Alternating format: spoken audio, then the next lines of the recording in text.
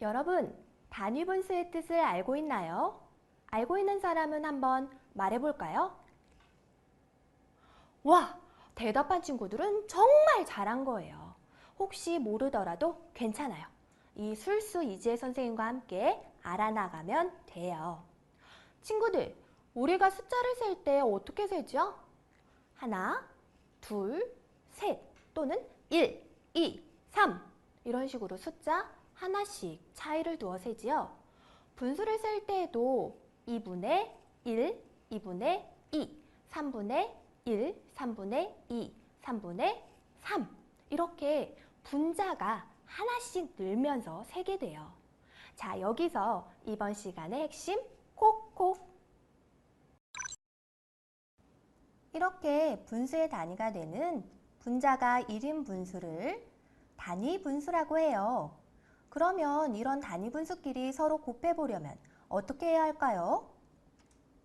핵심 콕콕의 첫 번째 내용 알아볼게요. 단위 분수 곱하기 단위 분수의 예 중에서 2분의 1 곱하기 3분의 1을 먼저 수막대를 통해 알아보겠습니다.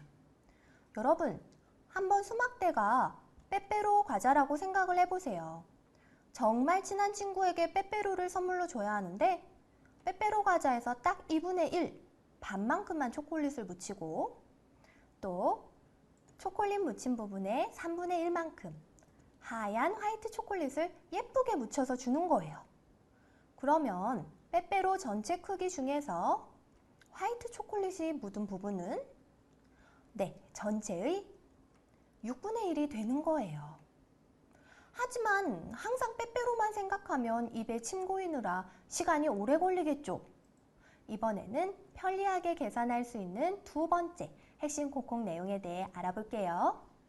먼저 2분의 1 곱하기 3분의 1을 분모는 분모끼리, 분자는 분자끼리 모아 적어보는 거예요. 1 곱하기 2를 분자에, 2 곱하기 3을 분모에다가 적었으면 이대로 계산해보세요. 와, 짠! 6분의 1. 벌써 아까와 같은 답이 나왔어요.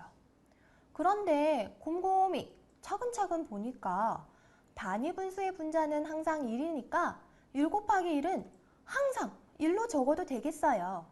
그러면 남은 분모끼리만 계산하면 되겠군요.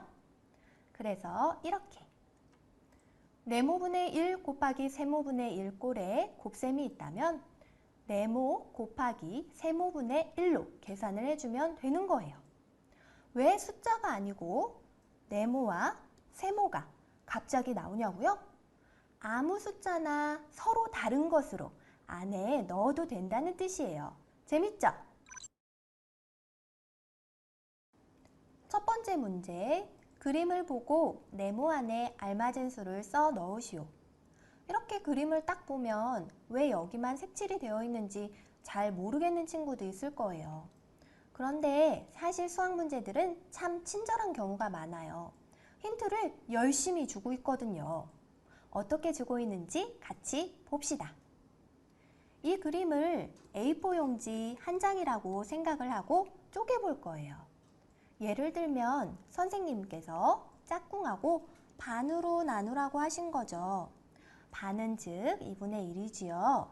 자, 반으로 나누어 가졌더니 이번에는 반장, 부반장, 회장, 부회장을 뽑아야 해서 그 반 남은 A4 용지를 또 4장으로 나누래요. 4장으로 나누고 왔더니 제일 작은 종이 바로 이 부분. 이 부분은 전체의 몇 분의 몇일까요? 짝꿍 것까지 다 합쳐 전체 A4 용지에 8분의 1이지요. 그림에서 왜 여기를 색칠해 주었는지 알겠죠?